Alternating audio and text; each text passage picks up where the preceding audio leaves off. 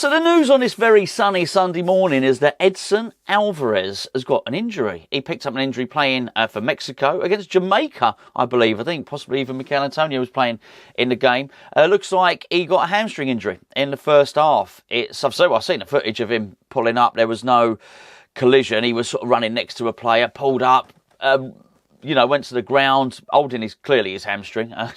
Certainly wasn't his elbow he was holding. I may not be a medical man, but I know that much.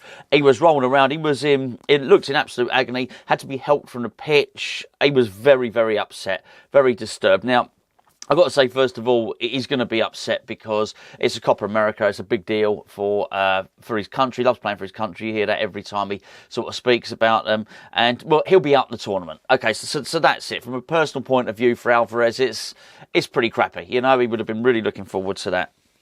From a West Ham point of view, I've got to be honest with you, it's probably somewhat different because of the speculation over the last few days. Nobody wants anyone to get a long-term injury, but I must say I was pleased for Jarrod Bowen to go to the Euros for Bowen. I thought he needed the recognition, and I also thought that he probably wasn't going to start. He probably wasn't going to play much, so I wasn't concerned about him getting injured. And it's that big injury. That's the one you don't want to get. You don't, player goes away on international duty, does their ACL, and then they're out for the season.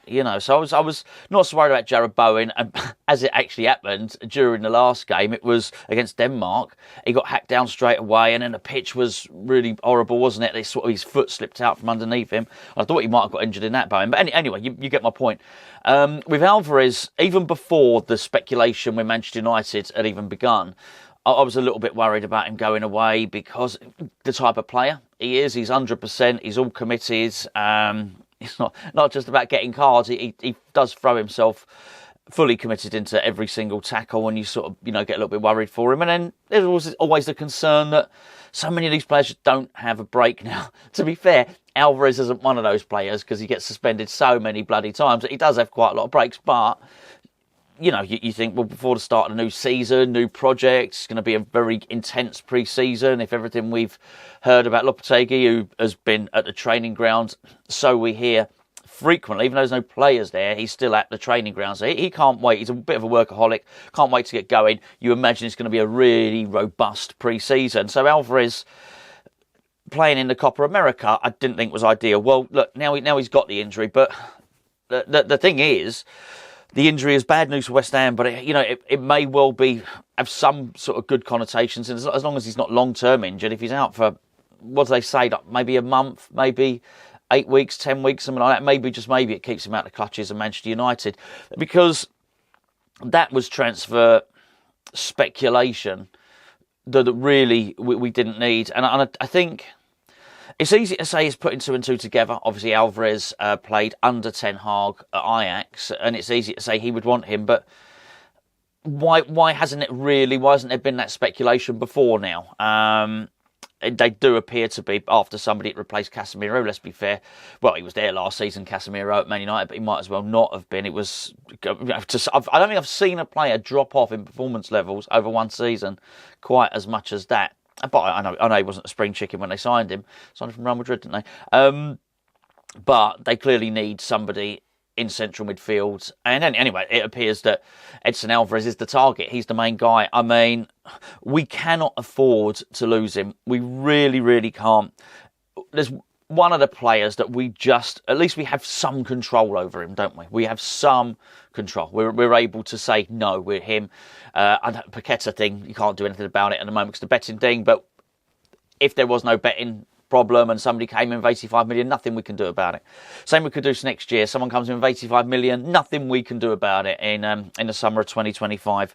We have to sell him. We don't have to sell Edson Alvarez, but it's more to the point of, you look at some of the other rumours that are sort of starting to circulate as well at the same time, which is lots of news about Flynn Downs leaving to go to Southampton. Now, on its own, the Flynn Downs thing is not a big problem. If it's just isolated and everything else in the club is sort of hunky-dory, Flynn leaving to go to Southampton doesn't really rock the boat too much. If you add in a little bit of the speculation about Lewis Orford a couple of days ago, that he's struggling to sign a new deal with the club, That's not a particularly good look for a club like West Ham, who are clearly struggling to tie down their academy players and get them from their first professional scholarship terms, first professional deal, onto the deal that's going to keep them at the club for the foreseeable future. A lot of players sign those little 2-year deals, which I'd imagine are not on, particularly great money. George Earthy did. I think Callum Marshall signed a new deal. Orford's, but the 2 years that they elapse really, really quickly. So he's got a 1 year left. When you start factoring all those things, then you look at the fact that the manager didn't get Alex Garcia as well. You start thinking, well, hold on a second. West Ham have got to bring in a load of players here, and we're probably not in a situation where we can afford to lose somebody as good as Alvarez. There's been other rumours that maybe Ben Johnson might be signing for Ipswich. There's been rumours about all of these players. But I do think there's a very fine line between it being that early excitement of the transfer window, which was obviously, because it looked like, hold on, it's a different West Ham. I think that was the point. It looks like a different West Ham. We're getting our business done early. We go and buy this Luis Guilherme. There's lots of transfer speculation. 2 weeks, roughly, of transfer speculation. But then we buy him. We go and get him. Well done.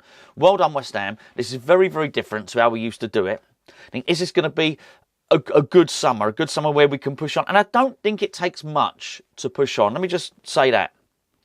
I think last season was a bad season, but I think we've got a good attack, we've got some good attackers. If we sort out the defence, then I would be hopeful that we'd finish higher than where we finished last season. If we do that, then clearly we're in a position whereby we're going to hopefully be in and amongst the top 10 and even better than that. And if you're going to do that, then I think you need a relatively stable transfer window. So I thought, okay, for as long as we can keep hold of those players, keep hold of Bowen, keep hold of Kudus. I hadn't even factored Edson Alvarez into my thinking. And then what we do, we sort out the defence, we bring in the striker. There's 3 or 4 things maybe, probably more, but you know what I'm saying, 3 or 4 major things for Tim Stuyton to do, which is perfectly feasible within a transfer window. Then we can push on. But the moment you start to factor in that someone like Edson Alvarez could possibly be sold, then you got problems. And I just find it's amazing how it sort of tips on the balance, how it sort of seesaws like that, from it having a feel-good factor around West Ham. And I can't be the only one here to start thinking, oh, hold on a second, this is a little bit worrying. And not because I'm not moaning because we haven't done any transfer business yet. It's still so early in the window, and we already have done one bit. It's not that. It's the problem of having a situation where everyone went into the window knowing, okay, Paqueta may leave or he may not. But whether he leaves, whether he doesn't leave, there's still uncertainty there because of the betting thing. So, okay, so we've got one player we're not quite sure on. But that's okay, because Kudus stays. We know at least Kudus is staying. We hope Bowen's staying. I know there's been a speculation with Newcastle and all the rest of it. But you can sort of handle it if there's speculation around one player, uncertainty around one player. When you start factoring other serious first-team members, then you have a problem. And he's very much one of them.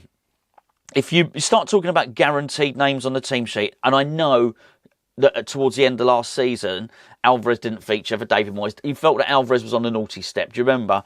He had him out the team, and then he made those comments about, biggest problem we've had was replacing Declan Rice. It was very much pointed at Alvarez. But I think if you're looking for guaranteed names on the team sheet, you would say Bowen, you'd say Kudus, like your 100%ers, if you know what I mean. Areola, Emerson, Alvarez.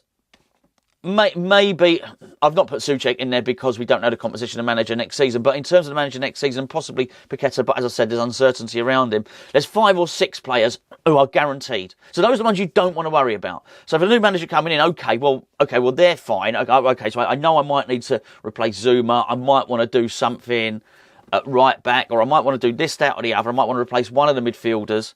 Those are things you're looking to do. You do not need to be in a situation where you're replacing one of these mainstays, one of these core 5 or 6 players who are not just chalk, they're etched into the team sheet. Those guys play. If everyone's fit and we don't have fixture congestions, those guys play. Kudus plays. Emerson plays. Bowen plays. Edson Alvarez plays. And,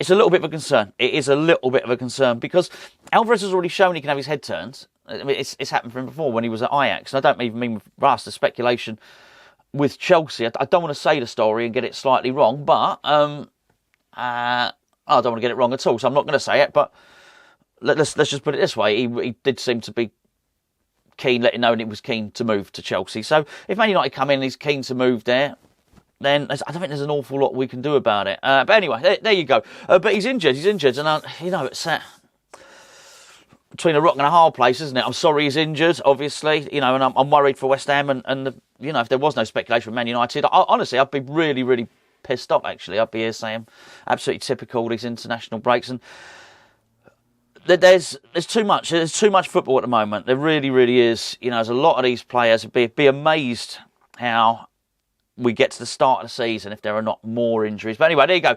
Edson Alvarez injured. How's it going to impact his Manchester United move? Is there a Manchester United move?